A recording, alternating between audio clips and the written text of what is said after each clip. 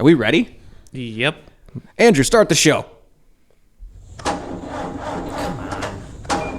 Come on. Ah.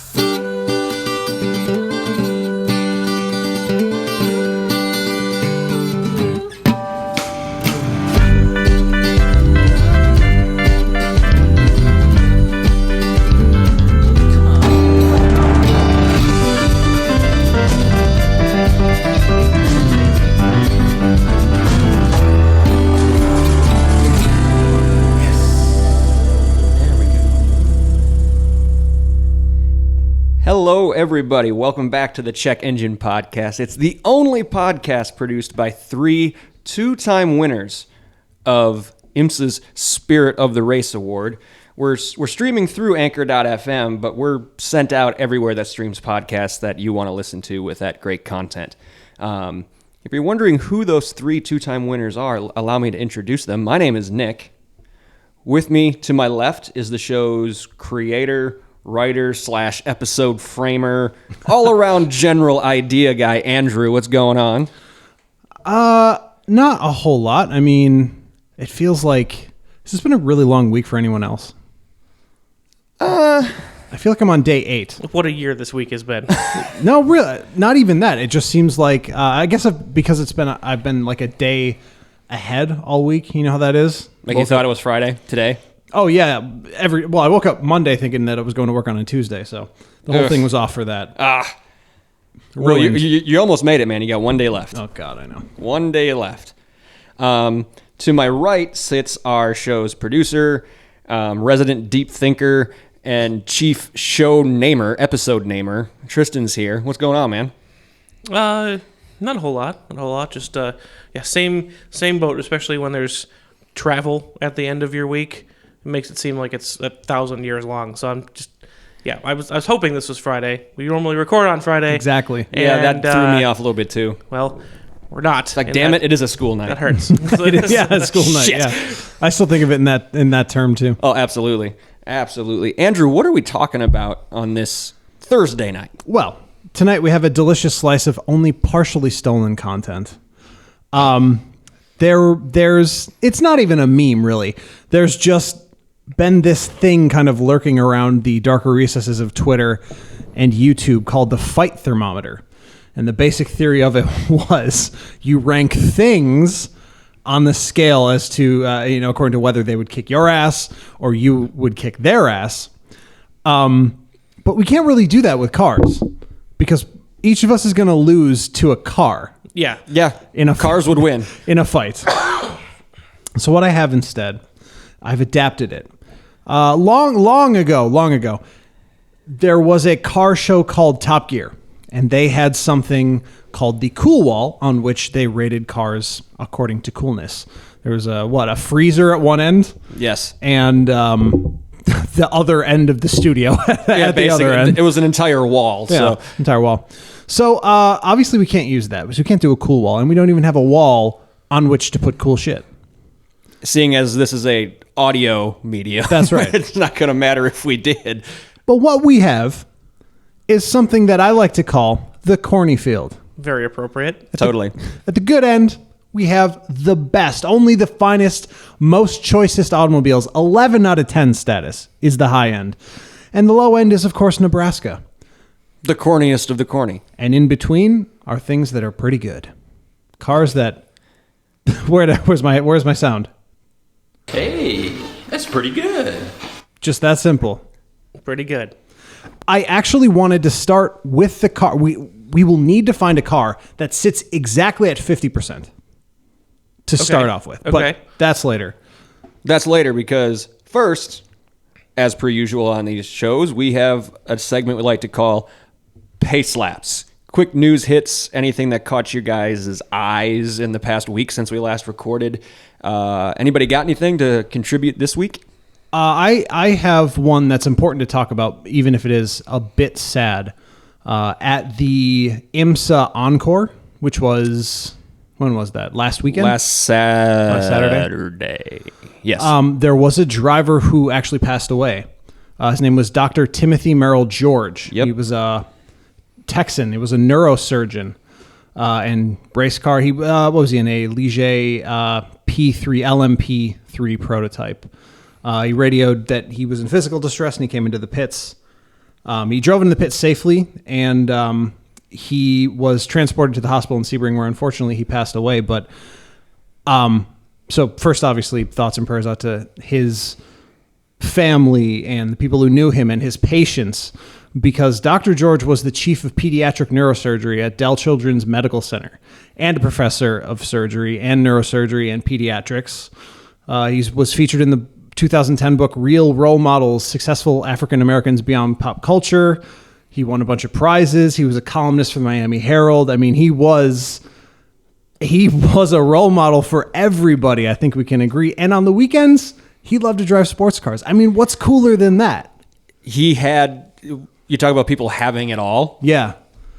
That's it. And that's what it looks like right there. I didn't read enough into his background to probably actually say this, but you can, just from the sound of all the things he's accomplished, he people have it. He went and got everything. Yep. Like, that's what that sounds like to me. Yeah, absolutely. Yeah, totally. So, while it's obviously a loss for the world at large, and that's one of the things with amateur sports car racing. You just never know. So, I mean, we would have seen him race, right? Possibly. We would have seen, if he stayed in LMP3, we would have seen him race this coming year, 2020, at Road America, because they actually got added to the support schedule this year. Gotcha. Which we've never seen them live before. Okay. You know, the prototype challenge class. Like we did when it was what we called the baby prototypes, not these enclosed cockpit cars. Right, gotcha. So, yeah, we would have watched him next year. Yeah, but anyways, a very serious loss. I mean, just reading about him, you can feel the power of his legacy, and even for someone so young, just a true loss. So we definitely have to recognize anyone who accomplishes so much. Yeah. So rest in peace to Dr. George. Godspeed, Dr. George. Anybody else have something they want to share? I've got something, and unless Tristan, go for it. So Ferrari just announced the new Roma, like a tomato, and like the city, they actually unveiled it in Roma. Makes sense. And the car looks. People say it's an instant classic. I'm not going to go that far. I like it. But the one thing, and I don't know if Ferrari actually said this or the writer / editor who made the article that I found on my feed, but the headline said Ferrari creates an Aston Martin killer. That seems backwards. That's exactly, that was my thing. Why does Ferrari need an Aston Martin killer? They don't. That's nonsense. I mean, maybe when you look at the front engines. Well, yeah, when you look base, at maybe, front but they already have the 812 front engine like GT cars. Like, as much as I kind of like it, like, would you rather have like a Ferrari California or almost anything that Aston Martin makes? But wait. Like, in that segment, isn't that? But the California is not even the only front engine car that Ferrari makes, is it? No, there's not. No. But all right. So clearly, this is not their Aston Martin killer. But everything else is trying to be Ferrari killers. Ferrari doesn't need to badge anything as a XYZ brand killer. I don't think they need to either. I feel like that was the editors or the writer, because that's just the segment or the category that this car is going to fall into when it's produced. But like, it caught me off guard. I'm like, Ferrari doesn't need to make an anything killer. No. Much less Aston Martin. Aston Martin's been riding the struggle bus pretty hard lately. Yeah. So they have. Yeah, that just caught me off guard. I don't think Ferrari needs to. They don't need a Porsche killer. They don't need an Aston Martin killer. They're doing okay. Yeah, they're doing fine. they're fine, guys. Yeah, they're gonna be fine. So a little overexcited there. Speaking of FCA, right? Sure. Yep. Is that on Ferrari? I saw an interesting article on Automotive News that I don't really know what to make of, and I'm thinking maybe the two of you can help me. So the headline caught my attention. Don't count on it. The headline caught my attention. FCA prodded dealers to absorb glut of unordered cars, report says. I did barely dabble into this a little bit. Which is a little weird. So, short story or a long story, hopefully made a little shorter. Short-ish. FCA has very simply been overproducing, but more than that, they are pressuring or allegedly pressuring certain dealerships to accept onto their lots more cars than the dealership would have normally accepted based on their statistics. Right. 40,000 unordered vehicles is the number here. That's a fair few. Yeah. The accusation, whatever. What the dealers Allegation. 4 dealers, 2 of whom spoke on the condition they not be named. Quoting directly from the article here, said Fiat Chrysler has revived what's known in the industry as a sales bank. The practice is decades old and frowned upon by investors and analysts because it can obscure an automaker's inventory figures. So long story, like I said before, it's just hard. It's hard to frame this without reading this article word for word. But basically, You're in it. Just keep going. yeah, they the 40,000 cars was the initial number. They did manage to sell most of those, with the amount remaining being around 5,000 cars. But still, they're overproducing. Now, what's interesting about this is that FCA just paid $40 million to the SEC on fraudulent sales figures. And they're getting these numbers like everyone else's. Again, every manufacturer does this. They produce based on what they expect to be ordered. The difference is the timeline that FCA is doing it on. Who did FCA hire just recently? The former head of Amazon statistics and whatever, logistics arm. I forget what it is. Yep. So they've just changed the way they use their analytics. And they just paid the SEC 40 mil for fraudulent sales figures.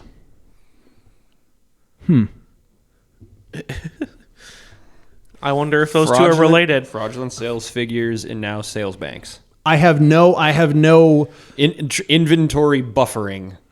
I have no inventory masking. assumptions about what that means. I have no statement on what I think FCA might be doing. It's just, okay, that's something to watch a little more closely. Yeah, I feel like this is the leading edge of something we're going to talk about in a month or so. Oh God, and how can we Yeah. forget the FCA merger Yes. that was just announced? Yeah, we did touch on that before. Yeah, and theoretically would have been proposed at the time where they were using sales figures they just paid a fine for. I wonder if that played into the decision to merge or not, and then now those figures are wrong. And I wonder if this practice is tied to that at all. If they're overproducing 40,000 cars. And again, to be completely fair to FCA, they sold almost all of those. The vast majority of those were sold, with only 5,000 or so remaining as additional surplus. And I'm sure those will be sold by the end of the year. But still, the question remains. There wasn't a question. Now there is, in my eyes. Yeah, we just raised a question. I don't think we helped you make sense of anything. You just raised another question. I just wanted to make sure, because that's how I was thinking about it. And if it's making sense to other people, then I'm not that crazy. No. It at least makes sense as far as I want to know what's happening. Definitely. So that's something to watch for the future. Do we care? We talked about it last week briefly. Do we care about Ford officially naming their new electric crossover Mustang? The Mach-E. The Mach-E, yeah. I think it's a weird name. Well, I don't really mind the Mach-E part, but it obviously has Mustang styling cues. If you haven't seen it, go Google it. We just posted it not that Yeah, long we actually ago, just too. posted it today, actually, on our Facebook. well, the thing But it's Mustang based, but it's not a Mustang. It's a crossover. So Right. that's the part that I don't wrap my head around. Like, you're just confusing. Like, you're blending two very different things by a very iconic name. It's the difference between like what Chevy did with the Camaro and the Blazer. Yeah. Where they just borrowed a bunch of design language but kept it separate names, and like making a Blazer crossover. Or like a Camaro crossover. Yeah, like Yeah, but in this case, on one end you've got an EcoBoost, everyman's sports car burning whole lots of petrol, and on the other side you've got an all-electric crossover, and you name it the same thing. Like, that's really bizarre to me. That's also a difference between the two. I guess I actually don't think it's odd because the way I look at it is what else could Ford possibly do? However, the reception to this name being announced was what was odd to me. Because on car Twitter, the whole thing was people were like, oh, it is a Mustang. And I'm sitting there like, yeah, hi. No, it's not. Just no. Just a quick point here. They're like, everyone was saying, I didn't think they were going to name it the Mustang. How could they name it the Mustang? Ford, when they made this announcement about the rumor, used the Mustang logo. It was never a question in my mind of what that they were this was going to be named a Mustang. No, I think I knew that from the very beginning. Well, that was the thing. Well, I heard it was Mustang based. Like the styling was Mustang based. That's also what they said. Ford. Yeah, and I didn't see the pre-release with the actual Mustang logo on it. Yeah, that was just from what I heard. It's like, yeah, the style is going to be based on the Mustang. I think that was like their okay, it's going to look like a jacked up Mustang. I think that was in Ford's like dealer network presentation last year, something like that. But it was literally just like a teaser slide that had the Mustang logo outlined in lime green. Is what I remember most about it. Yes. So I didn't realize that was a question. I just always assumed this was going to be a Mustang. All they kept saying was Mustang style. Okay, well, it can only be one thing, but I guess I don't think I would have rather seen them announce that they were going to produce the one that we talked about last week. The all-electric? The all-electric 6-speed actual Mustang. That was an article I read. It said the electric motor, and I forget the way. It was just in passing because I didn't care to read it because I disagree with it based on the title. But it was like... just how very internet of me. But it was, it's like the electric motor and stupidity is going to save the manual transmission or something like that is what the article said. I was like, I think we talked last week about a number of ways that, in fact, putting a transmission on that electric motor is not stupid. At least that's the theory, right? Potentially. That's the idea, yeah. And way to be aggressive, internet headline. I'm not reading you. Yeah.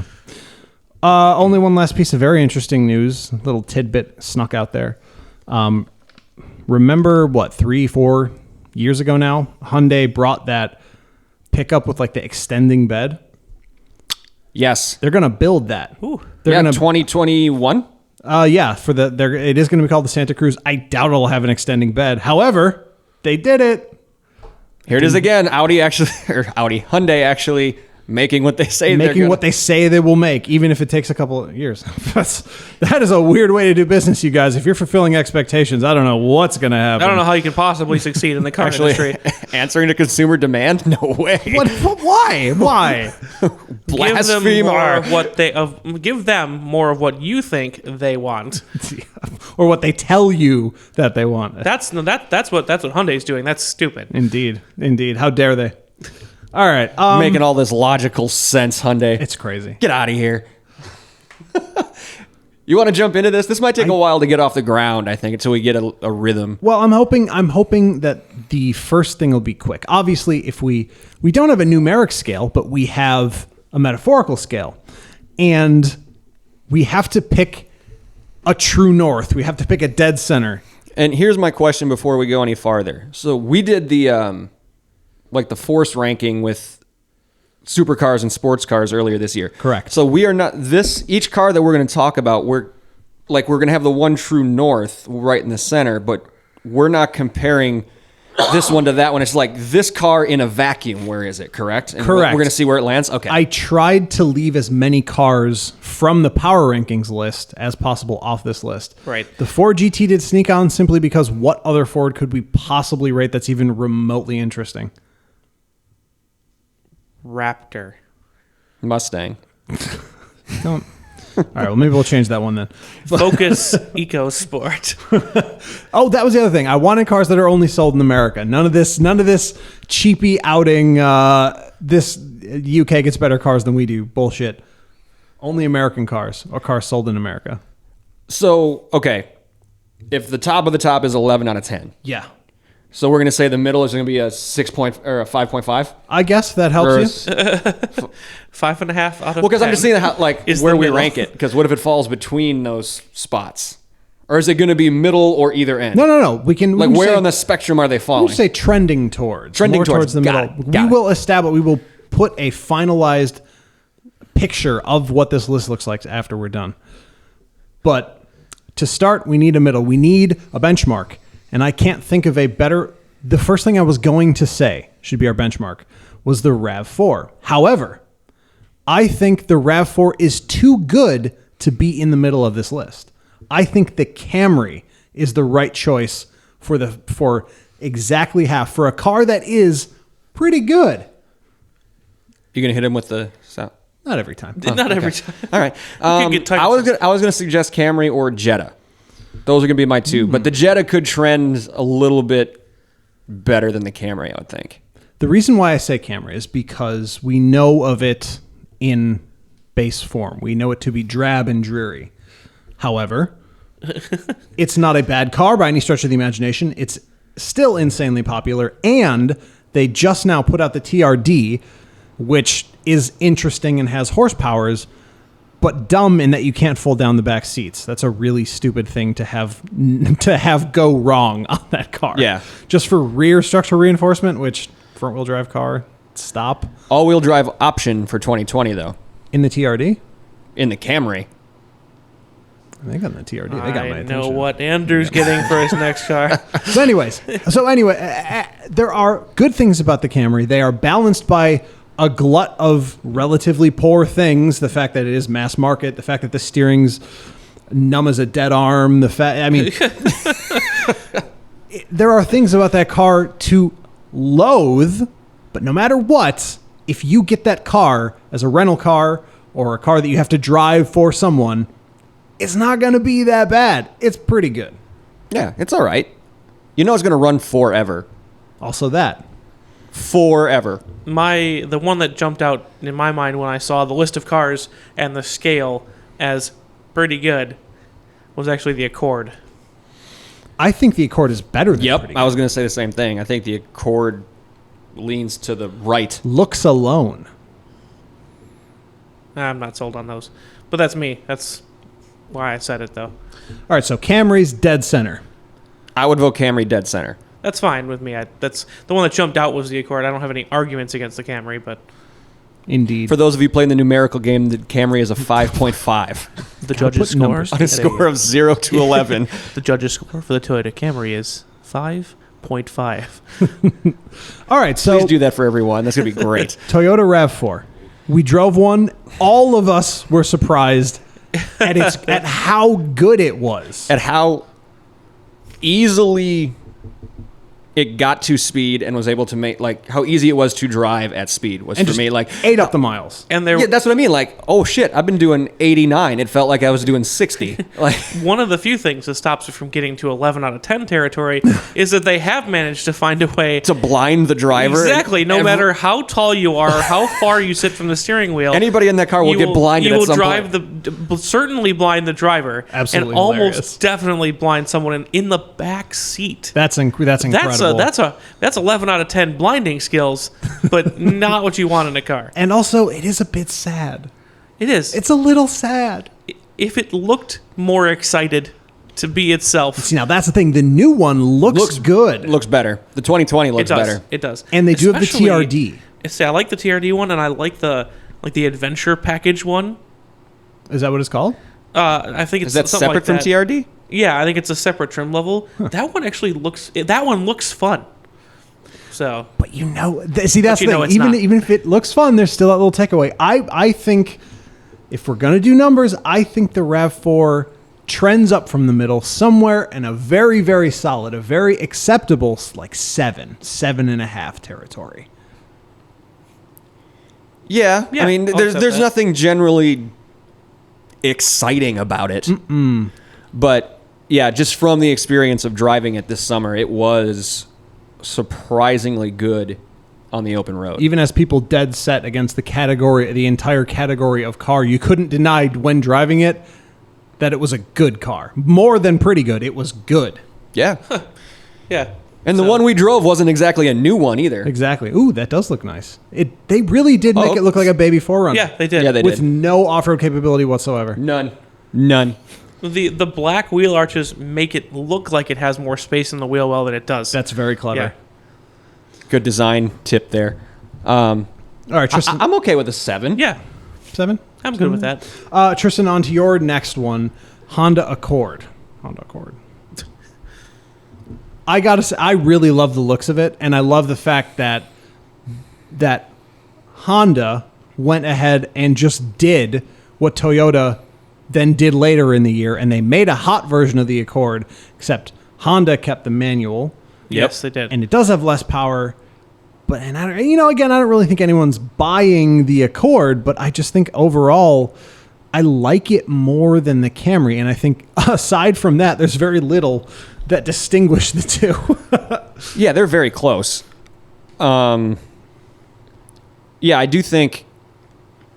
Look, Honda and Toyota are both mega mass market sellers. Yes. Right? They just, as many as we can get out there, let's do it.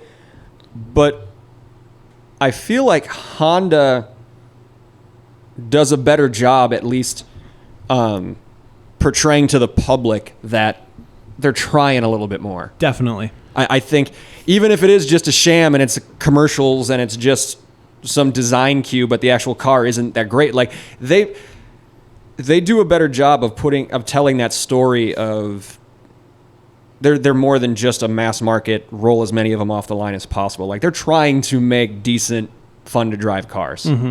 Yeah, I think that's the difference is in how fun they at least tried to appear.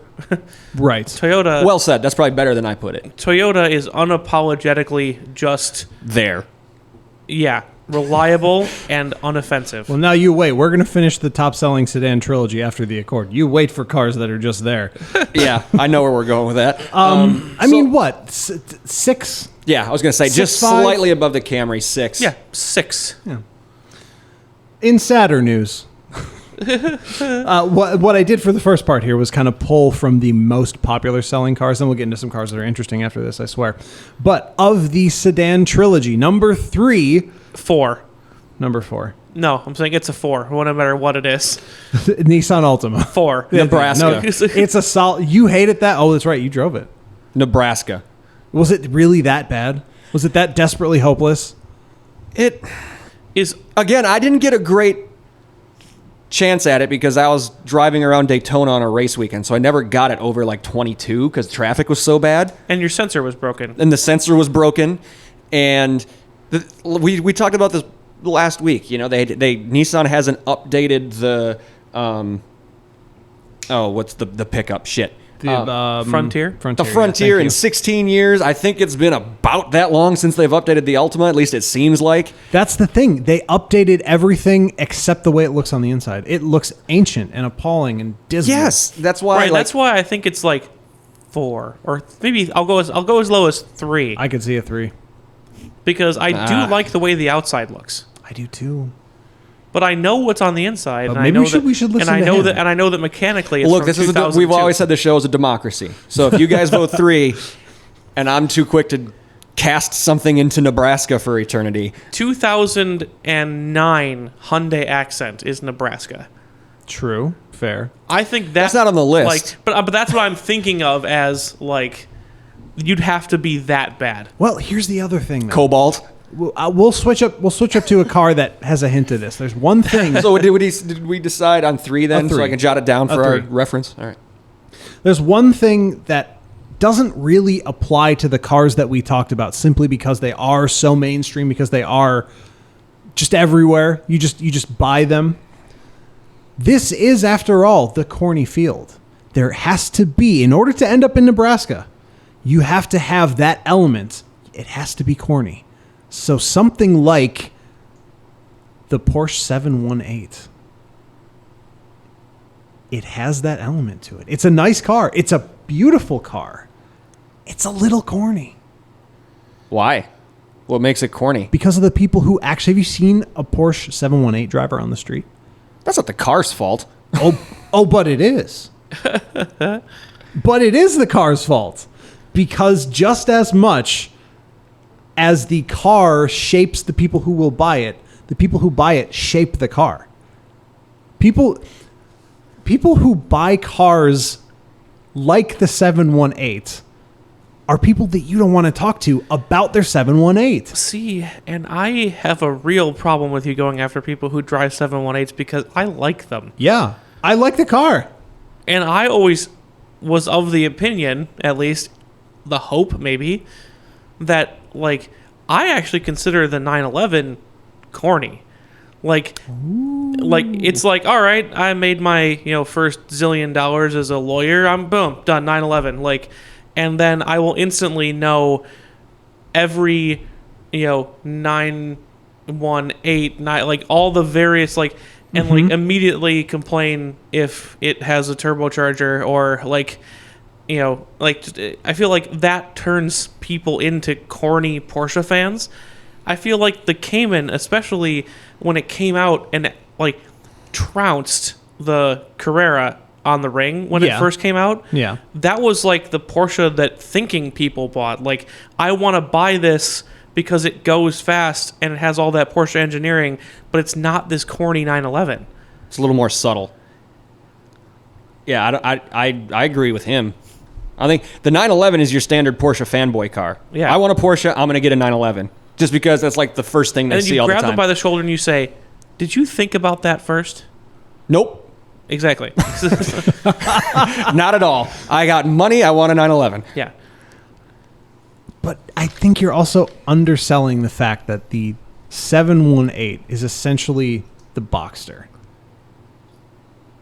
That's a hugely corny car. Throughout history, few cars have been as corny as the Boxster. But it's not the Boxster. But it is. Really, that model a number is both. Yeah. Right. No, yeah, I know. So is it the 718 Cayman or the 718 Boxster? Both. That's how the car is represented, is the 718. Now, The organism stands as named. That's Porsche's fault, not mine. Ooh. well, so here's the question though. Deep thoughts. Here it comes. Is there a way to split them? No, because Porsche reports the sales data for one vehicle. 7118 Cayman and 7118 Boxster and 718T. So there's three separate vehicles. 718 GTS. Doesn't matter. 718 GT4. In Porsche's eyes, those are all one car. They report the sales data as one car. That's what we're using here. Those are the rules. If we consider the TRD Camry, we have to consider the entire 718 line. And you know deep in your heart that Boxster 718 is garbage. Well, I don't think it's garbage. I think it's corny. The people who buy the 718 are however, convertible are garbage. However, by the same merit of the outside of the Nissan, dragging it up out of the Corny Field by its nose, the Cayman is going to drag the line of 718 out. Obliterate some of the corniness of the 718 Boxster. So I think that's a 3. All right. I'm happy with a 3. I was going to go way higher, but I feel like that was hard fought. I was going to go way higher. What were you going to say, 7.8? I was going to go 7.8. I love the 718. See, I love the 718 Cayman, and I hate the 718 Boxster. Cayman. So if I average 11 and 1, maybe that would be what I would. So it lands on Camry. So it's 5.5. Yeah, it's basically a Camry. Yeah, it's 5.5. Unbelievable. So 3 or 5.5? 4. Okay, 4. Because I don't like either one, so obviously my ranking would be lower. All right, 4 it is. 4 for the 718. Here's one that I think Nick is going to put far beyond the cornfields in some sort of hyperspace dimensional corn puff. Transdimensional corn puff. New Chevy Blazer. Episode name. But it's the new Chevy Blazer. Yep, Nebraska. Yeah, I agree with that one. Park it right there. And the commercials are even worse. Yes. The commercials are the problem is I actually really like the look of that car. I know no one else in the whole world does. Yeah, nope.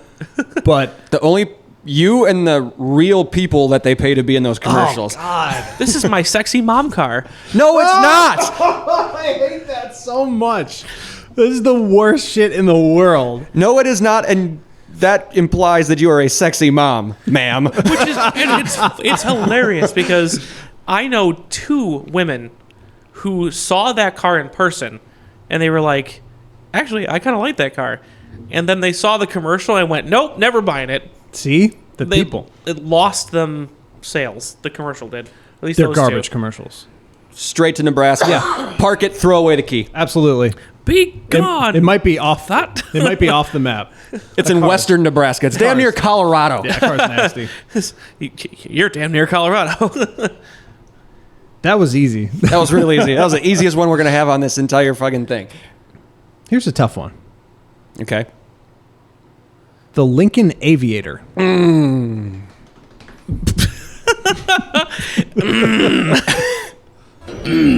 Exactly. I think that shit is Nebraska through and through. Have you seen it on the actual road? Yes. Yeah. It looks like a giraffe. Or, that's not quite fair because I like giraffes a little bit. They're cool. It looks like a old-timey wagon cart. Like a snake oil salesman. It looks like somebody was really trying to make it look like a Range Rover. Ooh, I like that. And kind of like there was that time period where Lexus was copying the worst BMWs in history Yes. badly. Yes. Yeah, it almost had a BMW-ish grill to it. They tried. And like that, the big Lexus, whatever it was, looked exactly like the worst 7 Series in history. That's what the Aviator looks like to me. I don't like this current crop of Rangies at all. Did you say Rangies? Rangies. What kind of Land Rover club do you belong to that says that? Rangies. Look it up. No. Just because No, I know don't. things about stuff that you guys don't know. I shan't.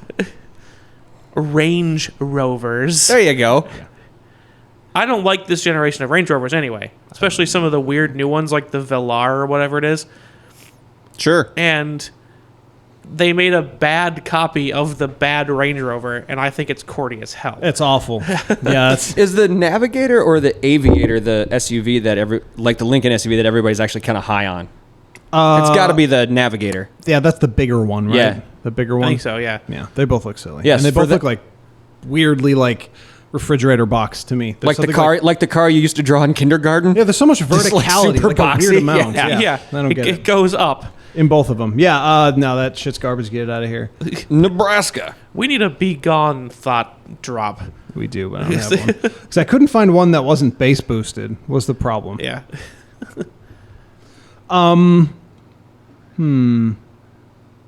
Let's visit towards something that hopefully goes towards the other end. The McLaren Senna. Yeah, that's pretty good. I think that's like ultimate dream material currently. It's really cool. Here's the thing. You will never Tristan is wincing hard over here. You will never see a rapper buy a Senna. No. But it is corny, my friend. No. It is just In what way? too much in every way. What does that mean? Yeah, Very much along... because it's not Audi German subtle. Oh my God, shut up. No. We don't have to follow the Top Gear rules here. Things that are engineered well can be cool here. That's not what I'm talking about. I love McLaren. There's a bunch of them that I really, really think are cool. I just think... I don't know. It's just... I don't know, it bothers me. You think it's try hard? Yeah. I think it's just... Like... I think it's just too much. Think about it this way. Is it try hard if you succeed? It is an unbelievably fast car given all of its seeming technological disadvantages. It's faster than, God, damn near everything. Yeah. Especially around a track. Mm-hmm. Can it really be try hard if you actually succeed? Not necessarily. It's what they made a road car that is what a racing car could be if there wasn't all the regulations like keeping the designers in the boxes that That's they true. are in. Like, Also that. It's incredible. I cannot believe you don't like this car, Tristan. It's pretty high up the scale for me. I don't know if it's 11 out of 10, but it's up there. I almost want to buy into there being a bit of corny about it, but I really think that it's only one thing, right? It's only a tool of the most aggressive kind of speed there is on wheels. Yep. It's very focused in what it does. That's its sole purpose. Yes. And to the exclusion of all else, it looks really kind of dumb. If you look at it objectively, especially next to like other supercars, and that's cool. They can look better. It's just going to destroy them on the track. Right, and I don't think that though any of those thoughts are mutually exclusive with it being a little corny.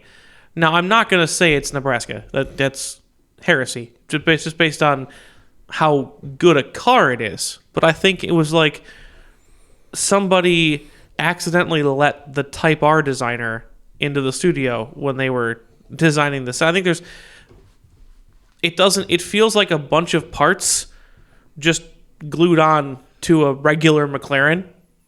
That's what bothers me, I think, looking at it, is it's not cohesive because it is this push to be this ultimate mechanical thing. Mm-hmm. It's not a good looking or even like I've always griped before. I can't hardly tell any McLarens apart from each other because McLaren has decided that the fastest way to be a car is this shape. Yeah. Yep. And that's true.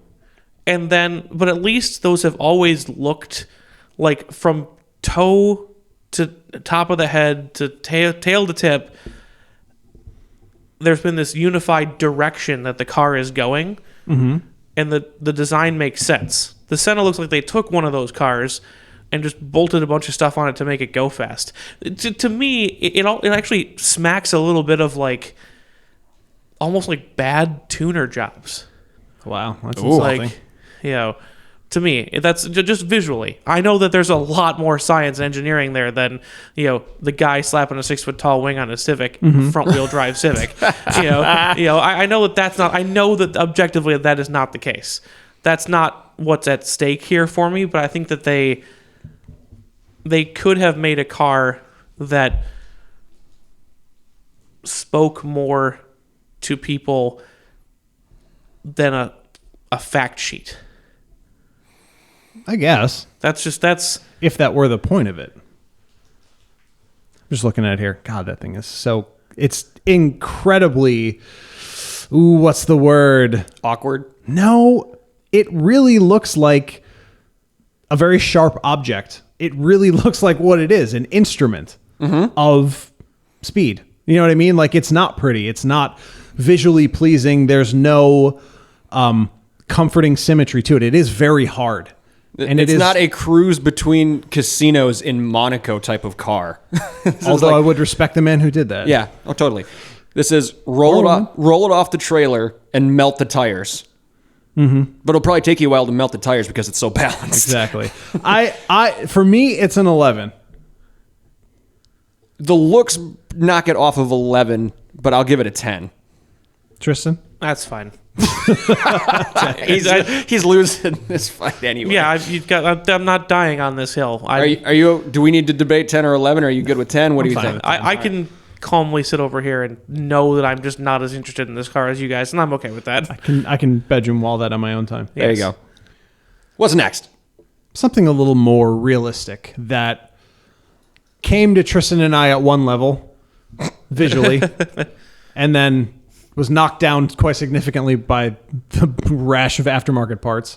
And then as I've seen it on the roads post that, I thought maybe I was a little hard on it after. I'm talking, of course, about the Kia Telluride.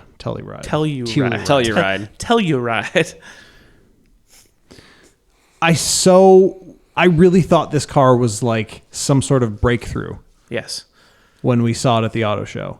And then we realized that everything cool about it was aftermarket parts. Yeah. And then I got super disappointed. I sat in the back seat and I was like, oh, dude, look. The strut towers were so tall out of the floor. Yeah, they didn't even fit in the wheel wells. Not even a little bit. Sucked. That really sucked. But now I've seen it on the roads. Time has passed. My wounds have healed. Yeah. That's all right. Yeah. I was gonna say the same thing. It's kind of, we're gonna play in this space too. Yeah. We're not gonna. I've even had the experience of riding in one. And? It's really nice. Really? Inside. It's a nice place to be. Just gonna go hang out in the Telluride. The seats are comfortable. But I mean, I think that they've done okay, go buy a 3-row SUV. Mm-hmm. That would be my choice. I think. Ooh, wow. Oh, wow. Okay. More than an Explorer or Nissan Armada. Although you do like your you don't like the Armada. You think it's a terrible name. Stupid name. I think it's a great name. I think it's a great name too. Is that in the same class as the Armada? I don't even know. Because the Armada feels like a massive car. And maybe these are too. The Telluride is huge. Yeah, the Telluride's very big. Yeah. Some of those cars really hide their girth. Yes. Also their length. Indeed. That is true, especially the Armada. That thing looks like it's about a compact car until you pull up next to one. You're like whoa! I think the rear windows on the Telluride make it look smaller. That must be it. That's a good design trick anyway. 6. Having been in it, I would go as far as 7. Ooh. Nick? For that segment. Like I said, I just feel like it was Kia's turn just to enter this space. Even down to the way they named it. We need something big. Let's go with an Alpine adjacent sounding name. It is a city in... Yeah, Colorado. Colorado. The Hyundai is the Palisade. It is the Palisade. Yeah. I like that name. That one I think looks better. And it does. Yes. But this isn't about that. For this reason, for the Telluride, I would go 6. I'll go 6. Seems solid. It's fine. Not having ridden in one. Now, Tristan's suggestion for 5 out of 5. VW Jetta. 5 out of 5. He's got 5 out of 5. I think that car is very much not corny. And I think the GLI is so good and so well priced. Yes. I think it jumps it out of the middle. I mean, just because the GLI is the cheapest car with that VW platform engine manual transmission / DCT that you can buy in America. Yeah, by several thousand. The GTI is more. I think it's like 3,000 more or something. It's a not insignificant amount for a car that starts in the low 20s. Yeah, it's significant. Yeah, I like the GLI. I do too. And if we're gonna consider all of the models, even pulling at the nostalgia heartstrings, they brought back the 1.8 liter turbo for the lowest tier of that car. Explain. Well, that was what was in my car for years. Oh, okay. Before Same engine? Yeah, before they boarded out to 2. Huh. Yeah. That's a insider quirk. Yes, that's entirely me. That's wow. Yeah, that's very niche. I actually weirdly do know what you're talking about, I guess, now that you explained it in that way, because you always used to see that on the back of all of those cars. 1.8T, yeah, yep. But 6.5, trending towards 7 almost, I think. Just because I have such a appreciation for the GLI. Yeah, and I think especially this time around, even the base Jetta, for a long time, they had been really falling behind in interior design, technology, that kind of thing. We talked about it on that episode. It's if they do this, and this, the Which Jetta will did. be good again, and then they did it because they listened to me. And it actually sold pretty well, too, so it did. props to them. And they did all that stuff. So, yeah, I would push it up 6.5, 6, 7, somewhere, depending on how you guys feel about it. I was going to go even a little bit higher than that. I would have been willing to go upwards to an 8. But, I mean, 7 just seems to be the happy medium for the three of us. Yeah. I feel like that's a better number than 8. I don't know why. Yeah, because to me, 8 verges into things that I might not even be able to get my hands on. You know, Wow. Little like exotic special. Yeah, but I mean, not even stuff like that. But even like like an S or an RS Audi would go up into that tier. Okay. And there's a chance I might never get to own one of those. You know, but I feel like I could Just get a wait till this GLI. podcast takes off, dude. Yeah. You just wait. You heard it, people. Hashtag Fund Tristan's Audi. there it is. But yeah, I'll go 7 on this. All right. I'm down. Here's an interesting one that I think could go a couple of ways. Simply because it's a Buick, and it's the Buick Regal, which includes the wagon It does. and the GS, the turbo. Yeah. So what we have to remember is that the previous generations of the Regal were trash. We're very Yes. bad. But we're not judging the previous We're, not, generation. we're only judging the current versions. Right. The wagon, I think, is good, and it could have been great if they didn't give it an unnecessary lift because America. Yes, I would have liked to see that as just a wagon. Yeah, there's Instead just of no whatever point they to call what it they now, did. I feel like as much as we just shit on Buick all the time, like the Regal is the one car in their lineup that's actually like, oh, okay. Like this isn't that bad. Yes. Except that they couldn't. It lifts it up, it keeps it hovering just above complete purgatory. Definitely true. Like, But they couldn't leave well enough alone. That's what really irks me about it every time I see one of those sport wagons. I think of the Kia Niro, which they claim is a crossover, but is genuinely just an Elantra hatchback. Yes, it is. And they just changed the name. Like I don't think they even gave it a lift. I think it just looks like they did because they used smaller wheels right. on the same. And black wheel arches. Yeah, no, really. I think it just looks like it got a lift. If it did, it's maybe a half inch. Like it's not much at all. But they couldn't do that with the the Opel. Doesn't matter. Anyways, Buicks are all rebadged. Other cars. They are, yes. They couldn't just bring the wagon over and let it be a wagon and market it as a crossover. It had to get a lift for whatever stupid reason. They had to do those idiotic Buick commercials, and those are the corniest shit ever. Not that Buick. What is it? What is You don't know Buick? Yeah. Well, no. What in the newer commercials, they're like all saying something like, "No, not that Buick," or like, "That's Yeah. my Buick. That's my Buick." That's what it is. Yeah. No, everyone knows everyone knows a Buick. No one's questioning. Not a surprise. Can GM not make a commercial? Maybe. Trying to think of good ones that GM has put out. Whatever. That's what I mean. It's been a while. Like maybe the old Like a Rock commercial. Whatever that guy was, probably Brad Paisley. I don't know. Seeger. Brad Paisley. No. Was it Brad Paisley? No. Too old. The commercial is too old, not Brad Paisley's too old. It might That have was been him. pre-Paisley. Paisley's too old for a Chevy commercial. That was pre-Paisley.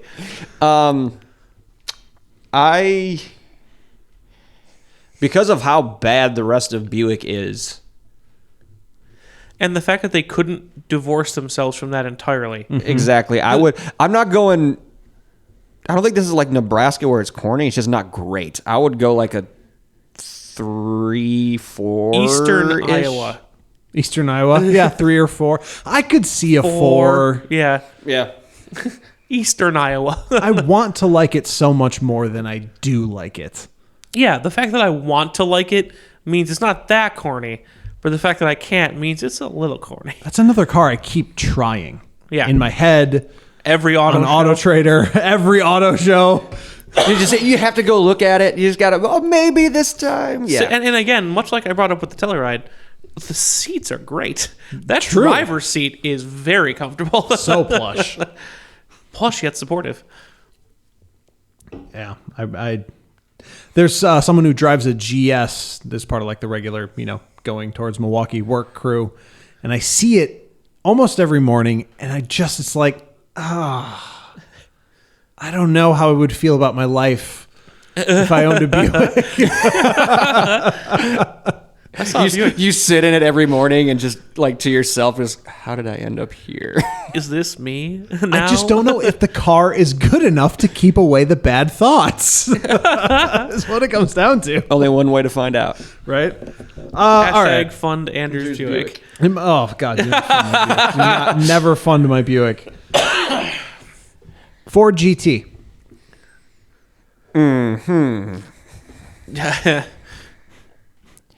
Shit is mad corny. Yeah, bro. Get that out of here. Get all the way out of here. Again, as cool as it might be technically, and I love that it's just GT.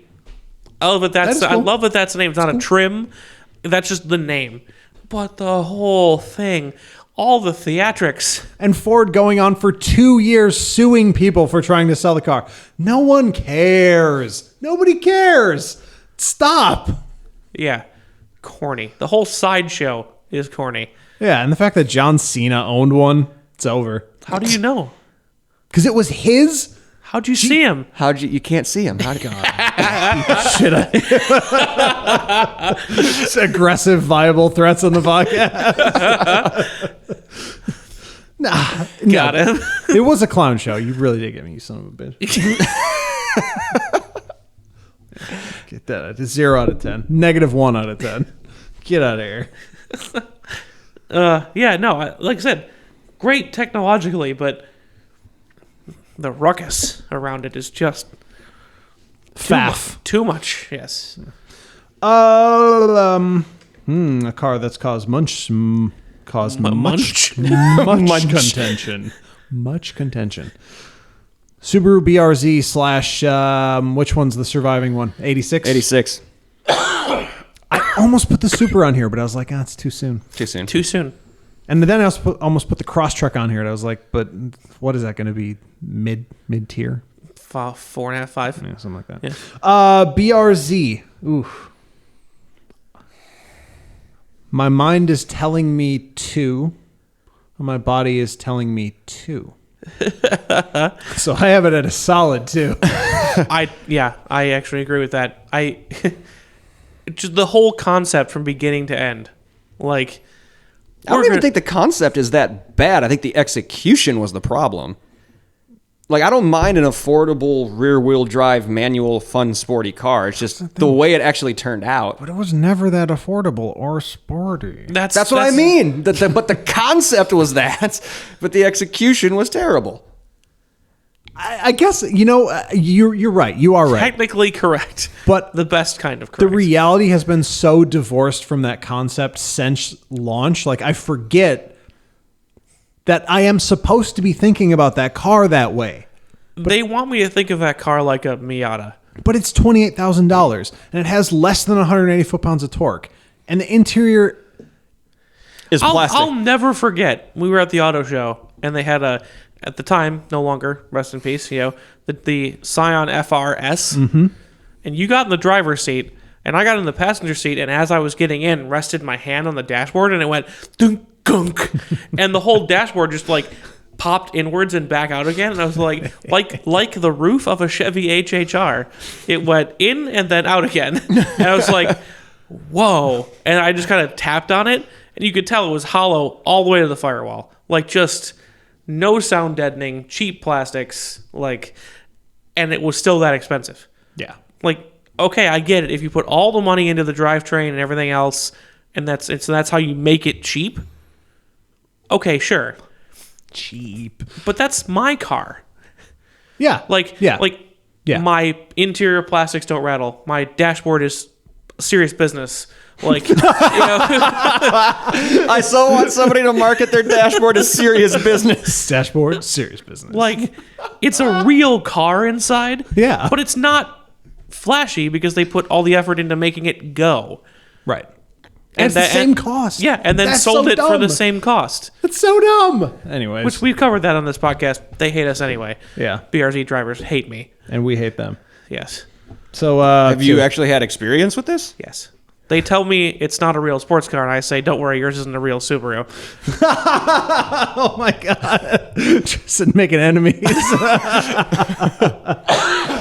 I That's said awesome. 2. Yeah, 2 is fine with me. I was gonna go a little bit higher, but democracy. Rear wheel 2. drive bias. I was gonna go 4. front rear bias. What? No. What does that put that on par with? The Cayman. Well, when he says it that way. When you put it like that, that was my thought too. Actually, no, it can stay down below that. But we're not comparing cars to cars here. It's That's cars right. in a vacuum. That's right.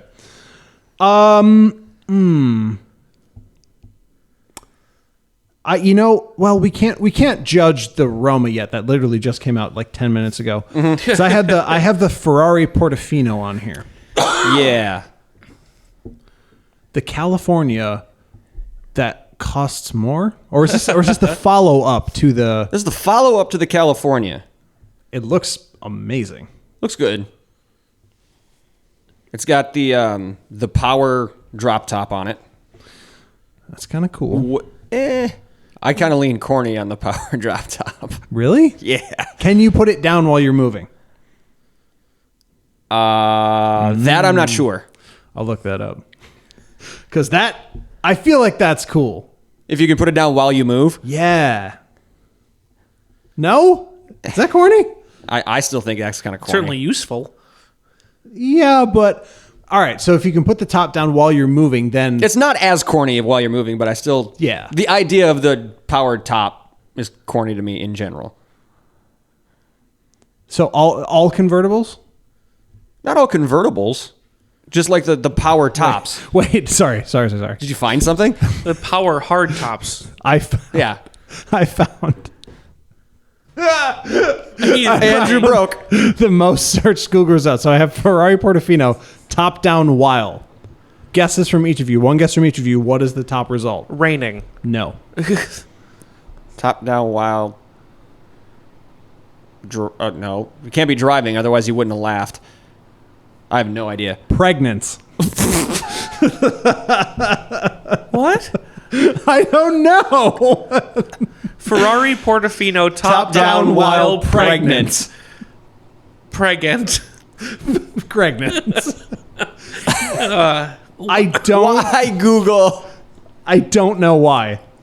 I really don't. This product has been known to cause cancer in the state of California. Yeah, maybe known to cause pregnancy in the state of California. No, not Ferrari Portofino top down cause pregnant. Anyways, I didn't get an answer. No one cares. You might have a point. I want to like convertibles. I think I like the platonic idea of convertibles more than I have nothing wrong with a convertible. I have nothing wrong with a Targa. I know you love your Targas. Love a Targa. Just the idea of you push a button and the thing folds up and rolls in. That seems kind of corny to me. Definitely. Like if you get a convertible, great. Even like a soft top, fine. But just the power hard top to me is just a little much. Where do you think in America the highest concentration of Portofinos are? Obviously, there's not many anywhere. If you picture that car somewhere in the country, where is it? My answer is Miami, and I think that's a problem. I was gonna say Miami, but I could also see a lot of those in LA. What you got to remember is everyone in LA bought the Lamborghini Urus. Everyone. Yeah, true Every story. single person. And they bought all the Urus. Yeah, no, they really have. Like I said that Miami? one time, I was watching TMZ. I saw no other cars. Yeah, Not one. Miami, or I think a sleeper pick could be like Houston. There's a lot of oil money shit. there. What about Also like, a coastal city. Yes. what about like rich New York, New Jersey, Hamptons? I think they would buy. Weather. Well, I Yeah. guess that's why the They top. buy Range Rovers. They do. Yeah. Maybe the Cullinan. Ooh. Which is What did I gross. see? Oh, I saw the like blackout edition Cullinan. Was it that cool? doesn't look as bad. That actually kind of works a little bit. Also, where'd you see that? The internet somewhere. Oh, okay. I thought you meant I like thought you actually saw around. one. No. The way you presented that is like you saw one driving. No, I heard of it on the internet. Oh, okay. Yeah, I would say Miami or Houston is where you're going to find a Portofino. Yeah, neither of those are very inspiring in terms of coolness. But you know, I mean, you know it's going to go like hell because it's a fucking Ferrari. also it looks, I mean, And compared to the California, It looks so good. It looks incredible. Um, Help me out here, Nick or Tristan. Someone put a number on this. I don't know. I'm of two minds simply because I like it and I think it's gorgeous to behold. But Which puts it, I would put it above dead center because of that. Oh, wow. Okay. I mean, that is half the point with a car like that, right? Right. Looks. Yeah. But I'm not going like 8, 9 territory. I'm going 7.5, 8, 7. Yeah, I'm happy with that.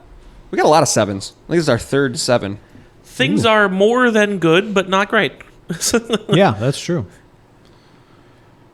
3 left. Indeed. 4, actually.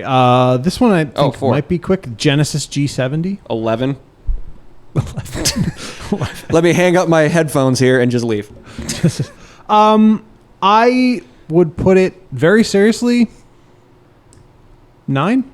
That's what popped into my head is I thought, I was like, 8 or 9. Yeah. Because I do take I take Nick's complaint seriously. Looking at them on the road now, that front sensor assembly is in the way. It does stick in out real like a life. It sore sticks thumb. out very prominently. It's like, that's a lot. Like You can see it through the grill really easy. yeah, It's not. They don't even try to hide Mercedes hit it in the Mercedes logo, Right. and Genesis was just like, here's a big black box. It's like, it. Actually, yeah, I'm sorry. I shouldn't have jumped the gun at 11. I was thinking G80, not G70. 70, smaller one. Smaller Yes, one. the smaller one. Yeah, so because same thing. Okay, yeah, 9. Like I think it's great. I think there's a lot of good options. I like that it's got all-wheel drive or a manual, which had both. Yeah. So there's a couple little things that keep it from true greatness, but I love it though. Interestingly enough, there's been a weird recursion on the manual thing. Maybe it's because like it doesn't come with the more powerful engine or all-wheel drive. But like I said, that auto that they have in there is good. fabulous. Yes. For an automatic. I'm very I like that car a lot. I would own one. It's just Not quite there. that much too expensive. As cheap as it is, compared with everything else Yeah. in its class, it's Right. still like $5,000 more than I'm comfortable paying, and they don't do CPO yet. You idiots, You idiots. stupid Genesis idiots. So 9 is where 9. we're settling. Yeah, I think it's a great car. I really do. Hopefully, it doesn't go the way of the G90 as far as the styling now. What that updated That is G90 the other thing. We got to get this in now before they bring that styling down they and ruin ruin it. before they just turn it into a Lincoln. Why did they God, do yes. that? I know. They had such a good thing. It is nightmarish. Like, I would just love to be in these approval meetings and just hear what these people are talking about. Like, yep, that's it. I weirdly think I have a conspiracy theory that they might have aimed at the Toyota Century, which is a super luxury car that Toyota makes in Japan, not here, and just missed. Yeah, that could be. Although they may have actually hired someone from Lincoln as part of their design team. No, I think- stick with the Volkswagen people. I know, right? Anyways, Anyway. Okay, now we have 3 left. I'm sorry. yeah, we have 2 hypercars and an SUV. So first, My goodness. Way to tee it up. the brand new Lamborghini Sian? Shane. No. No. Even if that's what it is, I'm not saying that. If even that's how you say it, I'm not saying it like that.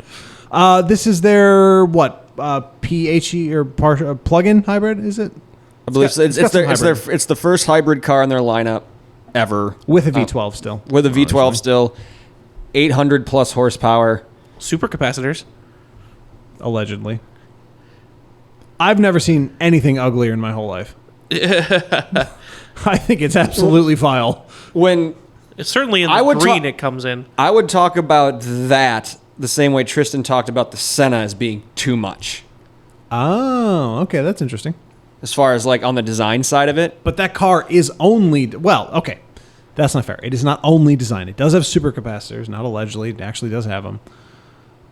And it is a hybrid, which is neat, and it's V12, which is a thing. I think it's neat that they can, because when most people go hybrid, it's V6 hybrid or Right. 4-cylinder hybrid. But like to stick with the whole V12 thing and still make it I think that is pretty cool. It's way too. I mean, it's Lamborghini.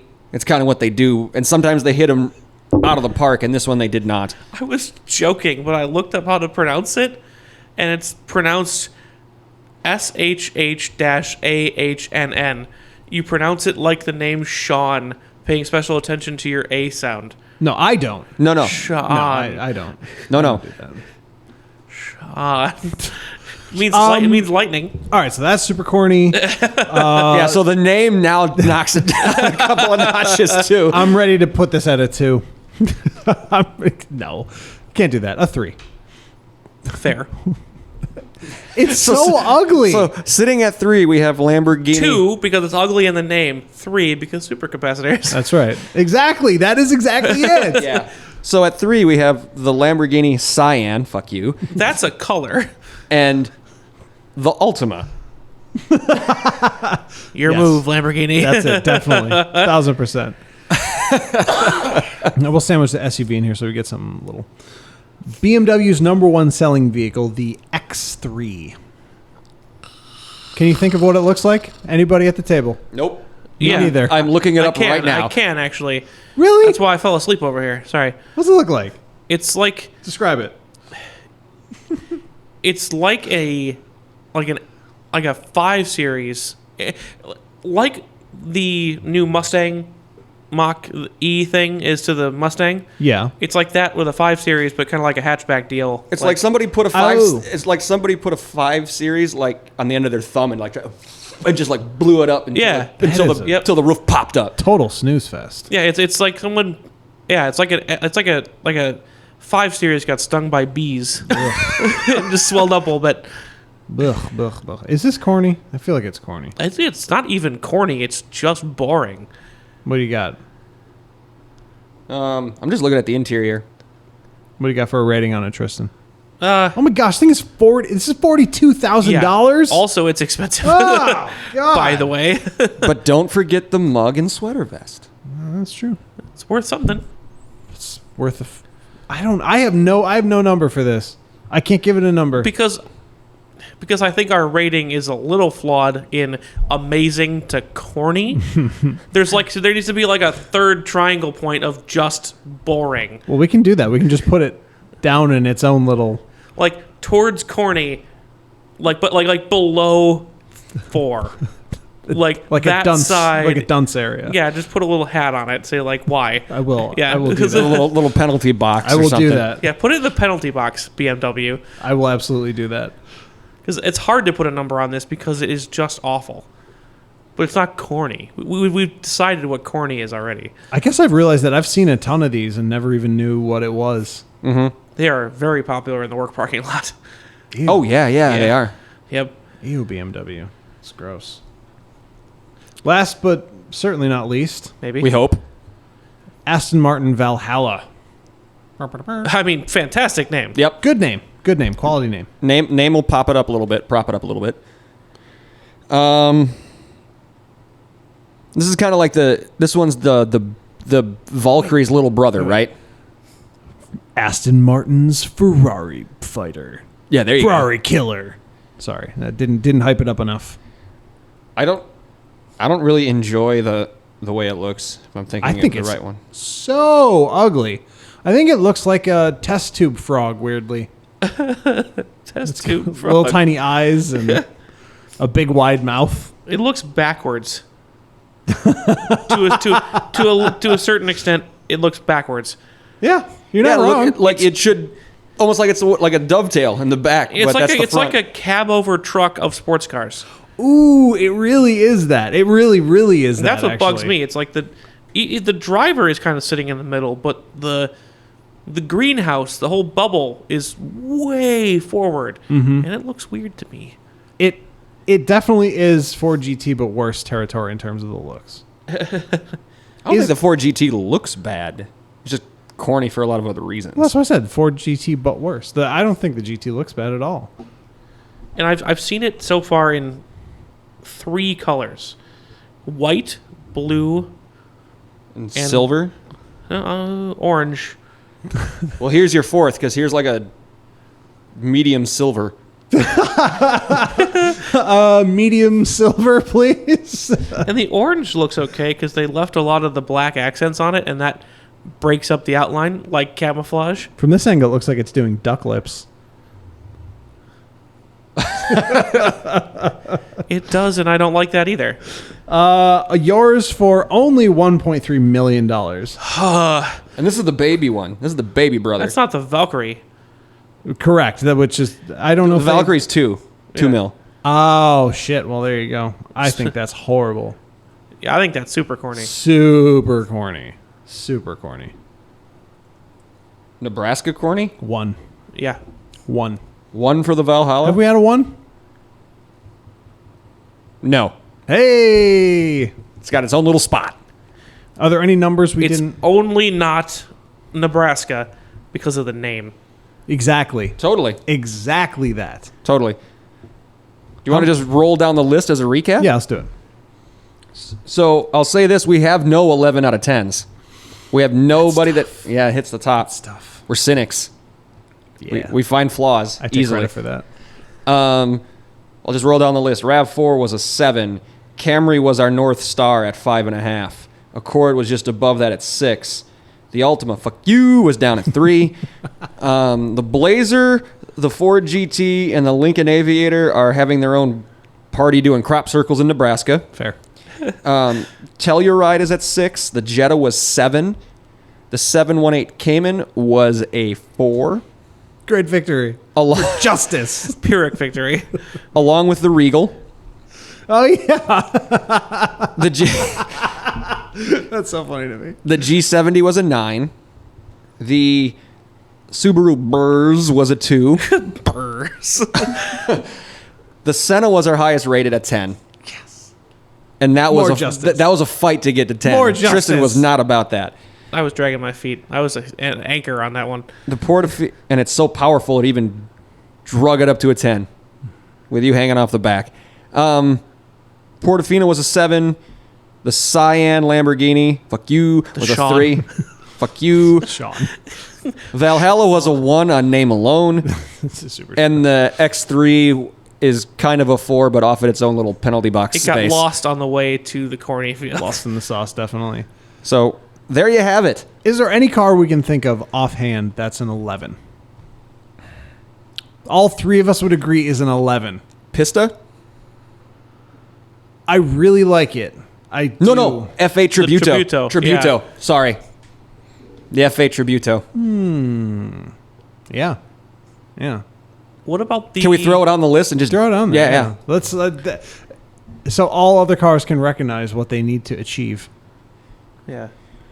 Do we want to just, because it's always going to be hot news right now, and I'm curious to see where you want to put it, Andrew? C8? Ooh. It is new. It's the new model. It is the new model. For me, ooh, God, that's tough. This can be unofficial. We don't have to put it on the actual picture, but... The one thing Or could we save it for the next time we do this? Like, we can save this as a template and then just keep adding to it. we definitely can do that. So do we want to save this on the C8? The only reason that I kind of want to save it selfishly is because still out there, just beyond my grasp, is the solid evidence I need to know if that car really is as fast as an NSX. I need to know that. Okay. Because I really think that's going to come true. Because I honestly think that, I don't know if anyone at Chevy would ever admit this, but that car, in my mind, if the base model C8 didn't go up against the NSX, it would have failed. Because no matter what anyone says in the industry about the NSX being a Japanese car, if you go to Ohio, that's an American car. They have their own goddamn racetrack. When we were at Mid-Ohio, that place was Acura from the main gate all the way out to the farthest corner. Yep. Yes. They had more NSXs at that track than I've ever seen in my whole life. And in response... Before or since. Yeah, just remember Ford rolling with those GTs in there. Yeah. They had like 6. Mm-hmm. And they only made, 500 of those or something? They had so many. Like, there is something about that car that has caused American manufacturers to respond. And I think that if Chevy did not make the C8, the base C8, match the NSX, they would have lost. They would have lost something. There would have been a tarnish on what they had to have when they had to have a completely sterling launch for this car. Side note on the C8, Jordan Taylor, a.k.a. Rodney Sandstorm, has been confirmed as a Corvette factory driver as of today. That's awesome. Replacing Jan Magnussen. That's awesome. Yeah. So the question is, because Corvette racing run at the General Motors head office in Detroit, so corporate, so straight-laced, do we lose? Are they going to tell, if they're smart, they won't, but are they going to tell Jordan Taylor to kind of dial back some of the social media stuff? He's not like doing wild shit on social media He's not doing a lot of crazy stuff. at all. I've never seen one thing but I from don't, that I that don't, was I don't, crazy. yeah, it's funny and it's engaging and it's great, but it's not the personality type of those drivers. Anyway, that's another debate. Just side note, as long as we were talking about C8s. Everyone's favorite social media race driver is going to be a Corvette factory racer next Congratulations year. to him. Yeah. I hope you get the silver one, Jordan. Nope, he's got the yellow one. Ah, bummer. They announced it. They shafted you, bro. Bummer. That's because you're the new guy. driver, though. Yeah, Yeah, the new guy, rookie hazing. Didn't get the the FNG. Pick a yellow C8. I mean, like they're like, I just imagine like they're getting out their helmets, they're walking out, and like the keys are hanging on the wall, and he like reaches for the silver one. Yeah. Smack! No. You take the Ollie Gavin Yeah. smacks his head away. The seasoned vet's been there for 15 years. That's not for rookies. So, don't I think get so the young. silver one. Don't think so young. yellow buck. ones for rookies. That would be so funny. That'd be a great commercial. That would be the first good GM commercial in a long time. God, Speaking don't I about wish. commercials and the C8 and the NSX, I do like that new Acura commercial that's going around. Have you guys seen that one? Mm-mm. Where it's like the beat this is what it's like the kind Yeah, of and it ends up with like Montoya in the DPI. yeah Oh shit! I actually did see that. yeah That where it's is like it's a awesome. guy in a was it like a Integra Yeah. Yep. it was like beat this, and some woman in a NSX says, all right, beat this, and like goes the other way, and then they roll up next to a new NSX and someone's driving that was like beat this, and then the factory Acura prototype driver's like, all right, I got this, and like Yeah, I did see that. that That one is good. amused me. That one tickled me. That's good. Plus, that livery in that commercial looks so great. Yes. That Yes. white and electric orange. Yes. The white and Penske orange. Yeah, and how? So Have you? I've been mentally working on saying Penske car, just pronouncing it, getting it right. The Penske. Yeah, Penske car, the pinnacle of Penske-Annapolis 500. Penske-Apolis. the Penske Annapolis. Penske car, the pinnacle of American open wheel auto racing. That's right. We have to get used to this. This is a thing. Well, we've got all off season because Penske car has the longest off season ever. 7 months. And the listeners, we're doing that for real. So adjust. Yeah, you'll be doing it too. Just wait. Exactly. Yeah, we're gonna start a thing. And Hashtag everyone will know. No one will ever question. hashtag Penske car. Absolutely. All right. Anything else on our Corny Field episode? Or are we gonna wrap this up? I think we're good. All right, folks. Thank you so much for sticking with us. We appreciate you listening, but we don't want you just to listen, all right? We want to have a dialogue with you. Speak out. Let us know what you like, what you don't. Where would you rank these cars on your spectrum of Nebraska to 11? Out of 10. Or out of 10, or a penalty box, or whatever it is. What other cars would you want to see on this list that we can debate about? Anything like that, reach out to us, let us know. You can start by going to checkenginepodcast.com. You'll find an email there. It is inbox@checkenginepodcast.com because we're creative. We're also available on all of the socials. We're on Facebook at Check Engine Podcast. Andrew, Twitter is, At Check Engine Pod. and Tristan, the Insta is. At Check Engine Pod. So reach out to us there. Like, follow, subscribe, DM, whatever you want to do. If you're really, really, really into what we're doing and you want to help us out, we'll take your money if you're willing to give it. We appreciate it. We do have a Patreon page, patreon.com/checkenginepodcast, or we also have a little support button right on our home base at anchor.fm/checkenginepodcast. If you don't want to do that, we get it. That's fine. But take a couple seconds to either A, write a review, or B, click that subscribe button. All that's going to happen there is you're going to know the next time we put out a new episode. It does not cost you anything. You don't have to listen right away or at all. It's just going to let you know that, hey, we did something. That's right. You don't have to listen at all. No one's forcing you to do anything. We just would like you to hit the subscribe button. That's all. So we thank you in advance for that. Who are you guys thanking before we get out of here? I would like to thank the listeners because I don't know how this episode's going to play when it comes out. In my mind, this is great content. Let us know, But it's listeners. Is it stupid or was it good content? I'd like to thank. Can it be both? I'd like to thank Andrew's ego for keeping us doing things like this because it's great content. Just ask him. I think it's great content. There can be visual translation errors because we're essentially building a chart with words. Yes. Yep. Yes, we are. That's what we're doing. Audio is the medium.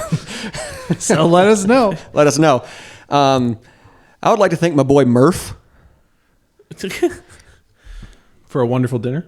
for the burger was okay, but that sundae was great. Yeah. I gorged on the. Tristan had the same thing. The Cookie Monster sundae. Yes. Cookie dough, Oreos, hard shell chocolate. Their ice cream is for real. Yeah. So, Seriously, though, I'd like to thank chemistry. It's the only reason I'm here speaking with you kind people today. Oh, that's right. You guys may have heard me through the show, the occasional cough off mic, but I'm here. I'm in one piece, and I can talk about car things because chemistry. Awesome. And biology. Instead of being sick and dead. Yes. So we thank science, we thank ice cream, and we thank the listeners. That's an important one. Yeah, absolutely. That's Not the as most important important. as ice cream. Oh, sorry. There's a difference of opinion there. Sorry, guys. Get us ice cream, you guys. Okay, come on. Yeah, thank you to everybody for tuning in, for all your support. Even if we suck, which this episode might, we don't know.